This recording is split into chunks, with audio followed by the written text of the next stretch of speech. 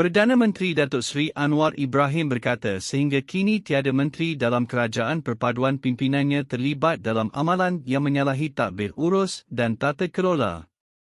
Dalam 7 bulan ini, belum ada kes menteri yang amalkan gelojoh nafsu serakah yang lama untuk menyakau mana-mana kontrak kerajaan, kerana kita tegas jaga tata kelola ini, elak dari rasuah dan ketirisan, katanya ketika berucap di hadapan kira-kira 10,000 warga Peneroka Felda sempena sambutan Hari Peneroka Felda 2023 di Serdang hari ini.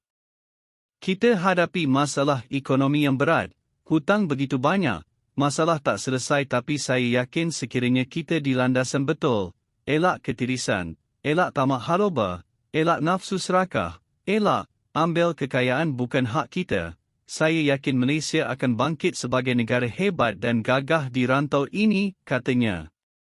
Anwar berkata walaupun kerajaan perpaduan dianggotai pelbagai parti seperti PKR, DAP, UMNO, Amanah dan Gabungan Parti Sarawak, namun tiada unsur-unsur sabotaj berlaku seperti didakwa sesetengah pihak.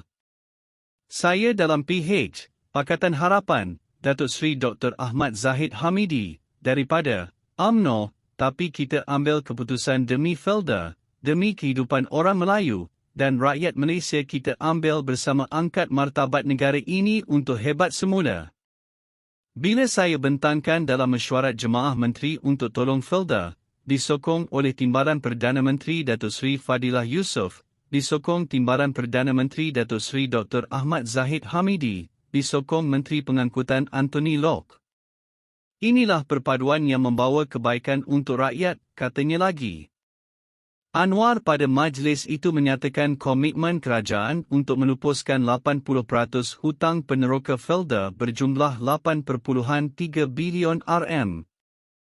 Anwar turut mengingatkan pengurusan Felda supaya lebih cekap mengurus, tidak mengizinkan sebarang ketirisan, tidak boros dan tidak mengizinkan pelaburan yang merugikan Felda.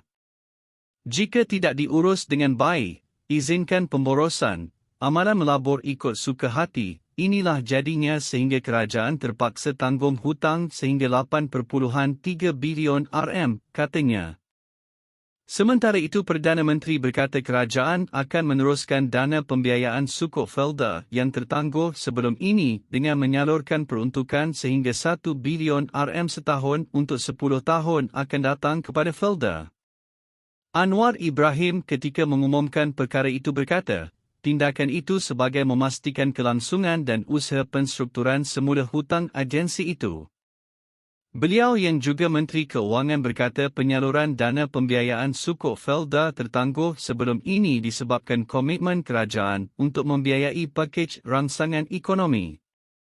Pembiayaan sukuk Felda tertangguh dan untuk teruskan dana pembiayaan sukuk yang tertangguh sebelum ini, saya dengan dukungan Timbalan-Timbalan Perdana Menteri dan Jemaah Menteri menyatakan di sini, saya luluskan dana hampir 1 bilion RM setiap tahun untuk tempoh 10 tahun kepada Felda. Ini bagi jamin kelangsungan institusi gergasi, Felda, negara kita, katanya.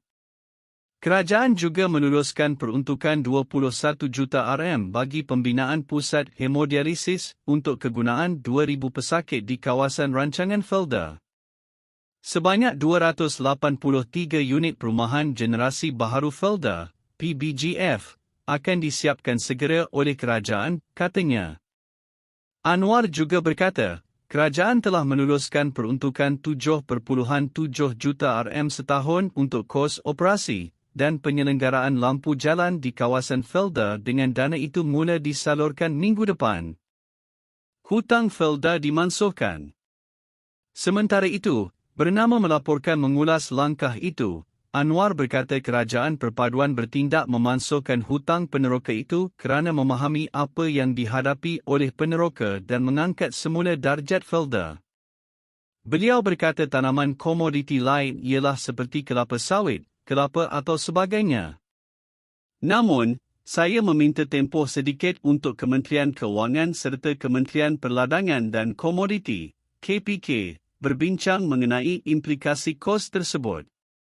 Ini kerana keputusan ini termasuk dengan bayaran tanam semula, SES, yang akan ada implikasi kewangan kerana ia melibatkan banyak pihak seperti Felcra BHD dan pihak berkuasa kemajuan pekebun kecil perusahaan getah, RISDA, katanya lagi.